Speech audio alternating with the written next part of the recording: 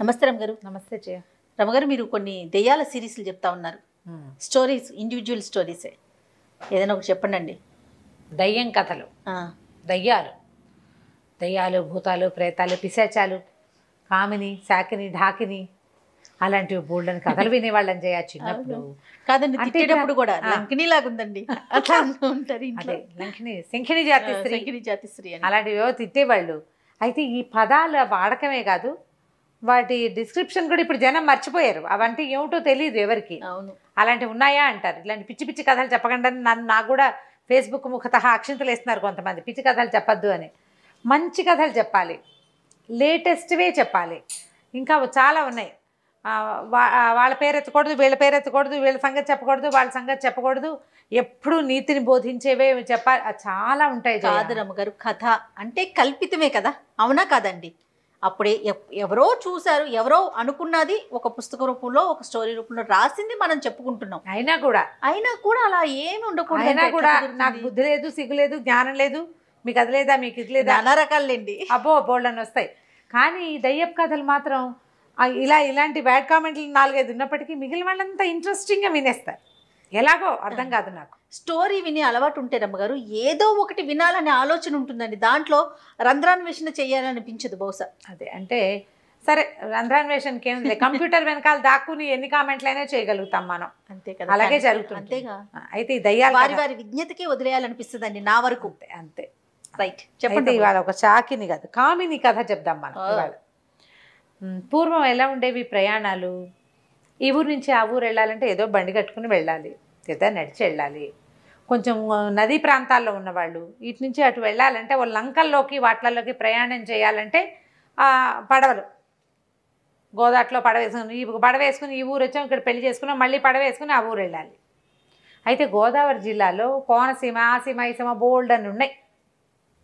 ఈ సీమలన్నిటికీ పాతకాలపు ప్రయాణం అంతా పడవే. అవును, ఆ పడవల వాళ్ళు ఉంటే పడవ కట్టడానికి ఎవరైనా, లేకపోతే వీళ్ళే బలశాలలు. అది ఒక ఒడుపు, సైకిల్ తొక్కటం లాగా అనమాట. నాటు పడవ అంటారు. నాటు పడవలు. ఇప్పుడు సైకిల్ తొక్కటం ఉంది, ఒకసారి వచ్చేసింది అనుకో, ఆ తర్వాత ఏ ఊరైనా అక్కడ ఏ పిచ్చి సైకిల్ అయినా తొక్కేస్తారు. ఈ పడవ వాలుకి వేయటం అనేది ఒక ప్రాక్టీస్.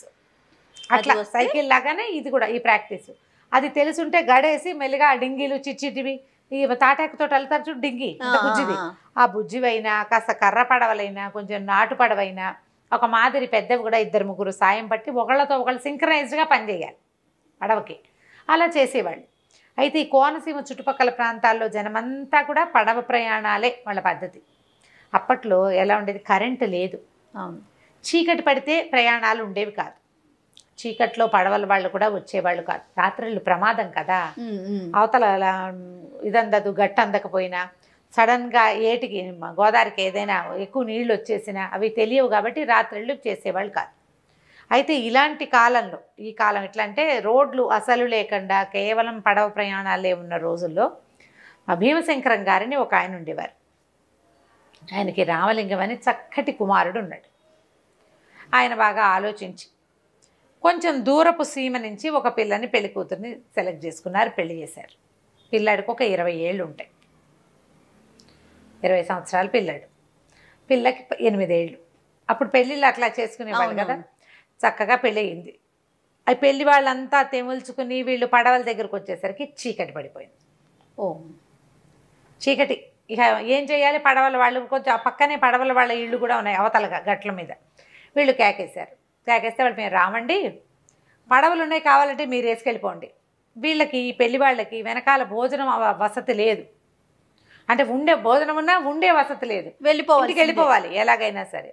అయితే వాళ్ళు ఏమన్నారు, పడవలు కావాలంటే మీరు వేసుకెళ్ళండి, అవతల ఒడ్డును వదిలిపెట్టండి అన్నారు. ఈ ప్రయాణం కూడా అంత చాలా పెద్దది ఏం కాదు, ఒక అరగంట 30 గంట పడుతుంది అంతే. సరే వీళ్ళు ఏమనుకున్నారు, అలాగే లేరా మనమే వెళ్ళిపోదాం, ఇంతమంది ఉన్నాం, పడవకి ఏముంది, కర్రేసి వెళ్ళిపోవటమే కదా, ఓ తెడ్డేసుకుని అని చెప్పి పడవలు లాక్కున్నారు. చీకట్లోనే ఉన్నాయి పడవలన్నీ. ఓ పడవని లాగారు. పెళ్లి కొడుకు పెళ్లి కూతురు ఉన్న పల్లకిలో పిల్లని తెచ్చారు. పిల్లవాడు మహా అందగాడు, ముందే చెప్పాం ఆ మాట. చక్కగా ఉన్నాడు, చక్కటి కంటిమడి చొక్కా, జుట్టు అది పొద్దునే తలంటి పోస్తారు. పెళ్లి కుమారుడు ఎట్లా ఉంటాడు, చక్కగా బొట్టు, మధుపర్కాలు, బుగ్గలు కళకళలాడుతూ పండులా ఉన్నాడు. పిల్ల చక్కగా 8 ఏళ్ల చిన్నపిల్ల. పిల్లాడు ఉన్న పల్లకిని ఒక పడవ మీద పెట్టారు. పల్లకీతో పల్లకీతో సహా 4-5 మంత్రవేత్తలు ఈ పొద్దున పెళ్లి చేయడానికి వచ్చారు కదా బ్రాహ్మలు, వీళ్ళంతా ఆ పడవలో ఎక్కారు. ఇంకో మిగిలిన పడవలు లాగారు. అన్ని పడవలు కొద్దిగా ముందుకు వచ్చినాయి. వచ్చేసరికి ఎక్కడి నుంచో చక్కటి పాట వినపడుతుంది. ఆడవాళ్ళు ఎవరో పాడిన పాట. ఎంత బాగుందంటే పాటలోకి ప్రవేశించేసేట జనం అంతా. పాట అంత బాగుంది. సడన్గా పాట ఆగిపోయింది. మంది పెళ్లి కూతురు, పిల్లాడు పెళ్లి కొడుకు కనపడలేదు. పాట ఆగిపోయి వీళ్ళందరికీ స్పృహ వచ్చేసరికి పాట లేదు, పిల్లాడు లేడు. పెళ్లి కుమారుడు లేడు, నీళ్లలో పడలేదు, నా ఎదురుగుండానే ఉన్నాడు, ఇద్దరం పాట వింటున్నావు, ఎలా మాయమైపోయాడో తెలియదంటుంది పిల్ల. మంత్రవేత్తలంతా పల్లకి బయట కూర్చునున్న వాళ్ళంతా అసలు వాడు పల్లకిలోంచి బయటికే రాలా, నీళ్లల్లో పడలా. వీళ్ళేమనుకున్నారు పెద్దవాళ్ళంతా, ఈ సంగీతపు దీంట్లో పడి చూసుకోలేదు, ఏ ఒత్తుగిలాడో గోదాట్లో పడిపోయాడు అనుకున్నారు. ఇక తెల్లవారింది, లబో దిబో పెళ్లి వాళ్ళంతా ఏడ్చి మొత్తుకున్నారు. గోదారంతా వెతికి వేదులు పెట్టారు. లేడు, అయిపోజా లేడు. పెళ్లి నాటి రాత్రే పిల్లవాడు మాయమైపోయాడు. ఏం చేస్తారు? ఆ రోజు చనిపోయాడని భావించి 9వ రోజు నుంచి కర్మలు చేశారు. ఏటా తద్దినాలు పెట్టారు. అలా ఎన్ని సంవత్సరాలు? కోడల్ని తమతోటే తెచ్చుకున్నారు. పిల్ల జుట్టు ఆ కాలంలో ఏమిటి తల వెంట్రుకలు తీసేసేవాళ్ళు కదా, ఏమంటారు, జుట్టు తీయటం, విధవకి జుట్టు తీసేసేవాళ్ళు. 11 సంవత్సరాలు అయింది. అబ్బా. అయితే 7-8 ఏట, 8 ఏళ్ళు 7 ఏళ్ళు అయిన తర్వాత, 7-8 సంవత్సరాల తర్వాత చుట్టాలు ఎవరో, మేము దీనికి వెళ్ళినప్పుడు, శ్రీరంగం వెళ్ళినప్పుడు తీర్థంలో అక్కడ కావేరిలో స్నానం చేసి కనపడ్డాడు రామలింగం, మేము చూసామని ఒకళ్ళు. ఇట్లా 5-6 చోట్ల తీర్థాల్లో రామలింగం కనపడ్డాడు, చేయెత్తు మనిషి అయ్యాడు. మేము నీళ్ళలో నుంచి బయటకు వచ్చి, మేము నీళ్ళలో ఉన్నప్పుడు కనపడ్డాడు, మేము బయటకు వచ్చేసరికి కనిపించలా, కానీ మేము చూసాం, చిన్నప్పటి నుంచి చూసిన వాళ్ళం కదా అని చెప్తూ వచ్చారు. వీళ్ళకి ఇంకా ఆశ, ఏదో ఒకనాడు పిల్లాడు వచ్చేస్తాడేమో, వచ్చాడని ఒక ఆశగా ఉండేది. అయితే ఇట్లా జరుగుతూ ఉంది. 11 సంవత్సరాల తర్వాత 11 ఏళ్ళకి ఒకనాటి రాత్రి వాళ్ళ నాన్న పడుకున్నాక నిద్రలేసారు కదా, తల కింద పసుపచ్చటి గుడ్డలో మూట కట్టిన డబ్బులు కనపడ్డాయి ఆయనకి. ఆయన తెల్లబోయాడు. ఈ డబ్బు ఎవరు పెట్టారో తెలియలే. సరే దొడ్లో ఒక చోట గుంట తీసి పాతి పెట్టాడు. పిల్లాడు తద్దిన రోజున జరిగింది అది. మళ్ళీ కొన్నాళ్ళకి ఏవో నగలు వచ్చి తల కింద ఉన్నాయి. మళ్ళా పట్టుకెళ్ళి దొడ్లో పెట్టేశాడు. అవి వాడితే ఏమవుతుందో తెలియదు కదా. 3-4 సార్లు అట్లా డబ్బులు వచ్చినాయి వాళ్ళ ఇంటికి. ఎక్కడా పెట్ల, ప్రతిసారి తండ్రి తల కింద దిండు కిందే ఉండేవి అవి. అయితే ఒకనాడు తల్లి తండ్రి ఉన్నారు, ఇంకా ఎవరో ఒకళ్ళిద్దరు చుట్టాలు ఉన్నారు. తలుపు మోగింది. తలుపు కొట్టేశారు కల్లా ఎందుకో తల్లికి రామలింగం వచ్చాడు అనిపించింది. తీరా చూస్తే నిజంగానే రామలింగం వచ్చాడు. కొడుకే లోపలికి వచ్చాడు.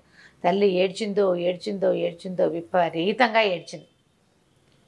అక్కడి నుంచి తండ్రి ఆశ్చర్యపోయాడు. ఏమిట్రా నాయన ఎక్కడున్నామంటే, ఏమీ చెప్పడు, అతనికి అప్పు సప్పు తెలీదు. నేను మీతోనే ఉన్నానుగా అంటాడు.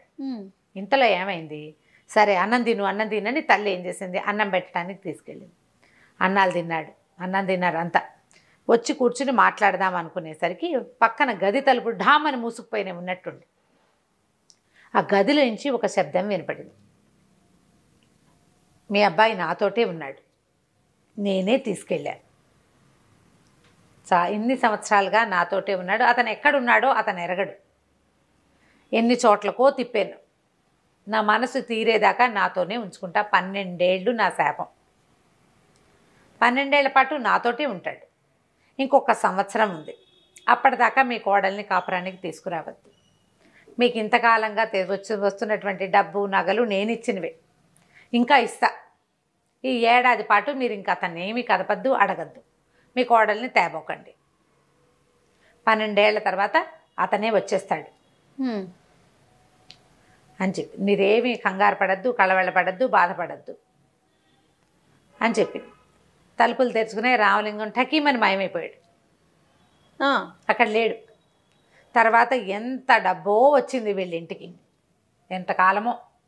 ఇప్పుడు ఒక్కొక్కళ్ళకి ఒక్కొక్క జీవిత చరిత్ర ఉంటుంది. జీవితం మీద భ్రమ తీరని వాళ్ళు కొంతమంది ఉంటారు.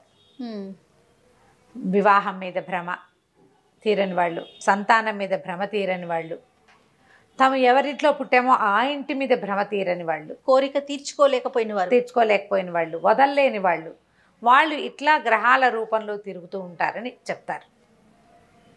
ఈ అమ్మాయి వీళ్ళకి చెప్పిన మాటల్లో వృత్తాంతం ఏంటంటే, ఈవిడ ఒక రాజుల పిల్ల, 25 ఏళ్ళు వచ్చిన పెళ్ళవల, పెళ్లి మీద భ్రమ తీరల, ఓహోహో, భ్రమ తీరలేదు. ఆ చనిపోయేసరికల్లా కోడేరులో కాల్చేశారు, ఈ శవదహనం చేశారు.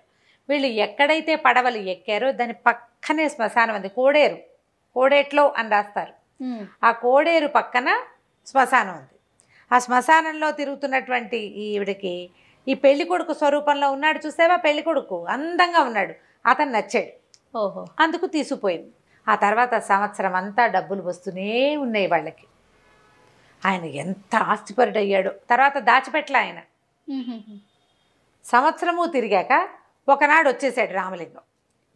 12 ఏళ్ళు అయిపోయినాయి. 12 ఏళ్ళు అయిపోయినాయి, వచ్చేసాడు. కానీ ఎవరైతే తనని తీసుకెళ్లారో వాళ్ళతో ఉన్న వృత్తాంతం ఏది అతనికి జ్ఞాపకం లేదు.